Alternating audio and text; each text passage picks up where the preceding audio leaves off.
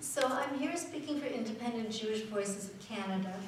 We're a group of Jewish Canadians who came together in all the major cities of Canada out of horror about Israel's 2006 war on Gaza and Lebanon, and out of outrage that organizations like the Canadian Jewish Congress and B'nai B'rith pose themselves as speaking for all Jewish people here. I would like to speak to the current political circumstances in Canada and Israel. It is pertinent that an independent Jewish voice be heard as the Canadian and Israeli governments persist in criminal actions and their own racism while deflecting attention and exonerating their culpability by focusing on a purported new anti-Semitism. Here in Canada, I'm thinking about the government's deflecting attention from the Afghan detainees, from Omar Khadr and security certificate prisoners, from Canada's climate change position, which directly threatens millions of lives in the circumpolar north, in Africa and Asia this century. But also of the implicit racism when leaders of the conservative and liberal parties say they do not lose sleep over the killing of civilians and speak of massacres using unconventional weapons as a measured response, such as they did in 2006. We are concerned that the Canadian Parliamentary Coalition to Combat Anti-Semitism, in collaboration with the Canadian Jewish Congress in its pursuit of exposing the so-called new anti-Semitism, is flirting with dangerous and anti-democratic rhetoric, as legitimate criticism of Israel's human rights violations may be equated with the horrific reality of anti-Semitism. The Harper Government, in cutting off funds and interfering in a number of organizations, among them Kairos and Unter, the United Nations Relief and Works Administration, represents an interference in our democratic process here in Canada. But far worse, the cutoff of these funds also directly involved threats to the availability of water, food, and medical care for political victims all over the world.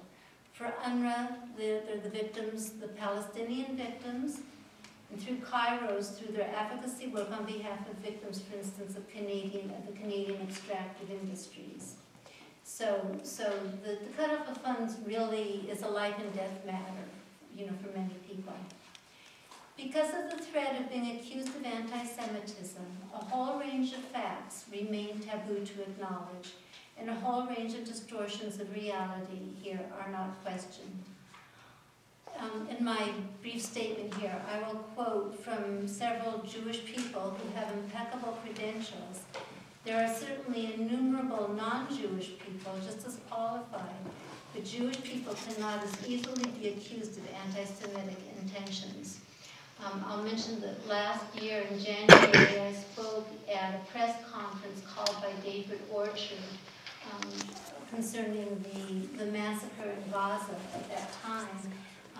Anton Flaherty and Ursula Franklin, who are recipients of the Order of Canada, spoke about their shame about being Canadian and about being Jewish, and also the words "never again," which were certainly connected with the Holocaust, really apply to all people.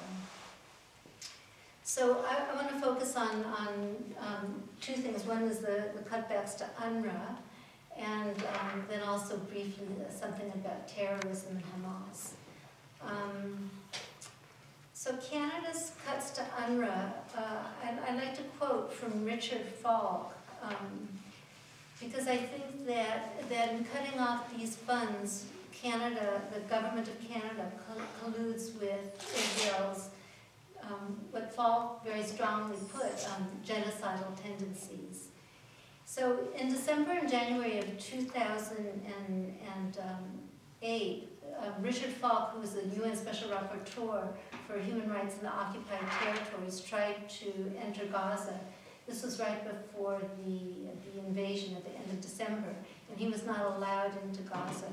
He wrote, quote, "The recent developments in Gaza are especially disturbing because they express so vividly a deliberate intention on the part of Israel and its allies to subject an entire human community to life-endangering conditions of utmost cruelty. The suggestion that this pattern of conduct is a Holocaust in the making represents a rather desperate appeal to the governments of the world and to international public opinion to act urgently to prevent these current genocidal tendencies from culminating in a collective tragedy. If ever the ethos of a responsibility to protect, recently adopted by the UN Security Council as the basis of humanitarian intervention, is applicable, it would be to act now to start protecting the people of Gaza from further pain and suffering. As with the victims of Hurricane Katrina and of the Haiti earthquake, the restorations of the essentials for life never get to the people of Gaza. This all in the name of security. So I think this is another way that deflection of criticism by focusing on anti-Semitism at this particular time really deflects from the really unconscionable role that Canada continues to play in many countries. Now, what is the eternal war on terror, of which Canada and Israel are willing participants with their lucrative arms trades? Let me quote from Henry Siegmund's article, Israel's Lies, published in the London Review of Books in 2009. Henry Siegmund, by the way, is director of the U.S. Middle East Project in New York and is a visiting research professor at the University of London. He is a former national director of the American Jewish Congress and the Synagogue Council of America. So obviously Richard Falk and Henry Siegmund are extremely prominent Jewish people. Siegmund wrote, Western governments and most of the Western media have accepted a number of Israeli claims justifying the military assault on Gaza, that Hamas consistently violated the 6-month truce that Israel observed and then refused to extend it, that Israel therefore had no choice but to destroy Hamas's capacity to launch missiles into Israeli towns, that Hamas is a terrorist organization, part of a global jihadi network, and that Israel has acted not only in its own defense, but on behalf of an international struggle by Western democracies against this network. Middle East peacemaking has been smothered in deceptive euphemisms, so let me state bluntly that each of these claims is a lie. And I urge you to read his article for the details as he explicates the positions, really, of Hamas and of Israel. I would also remark that, just to remind you that Canada was the first country that withdrew recognition and support of the newly elected government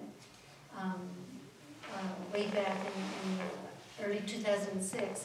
And to that, another prominent Jewish person, hardly on the left, James Wilkinson, who had been the president of the World Bank, and was serving as the U.S. envoy to Gaza, wrote at that time that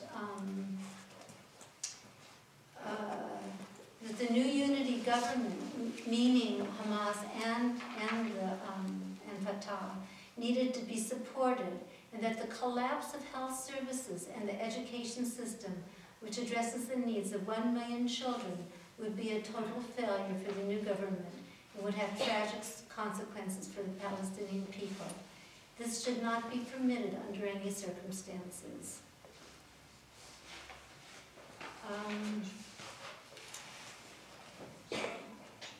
I will again just quote from Howard Zinn,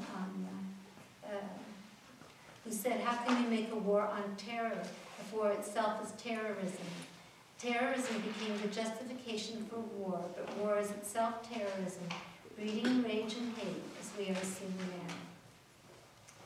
Of utmost concern now is the danger posed by Israeli and Canadian policies as we begin this very difficult century, faced with real possibilities of extinction. Canada and Israel model impunity in the face of international law and treaties, undermining of the United Nations, fear-mongering that deflects attention from the severe threats of nuclear holocaust and climate catastrophe. Israel models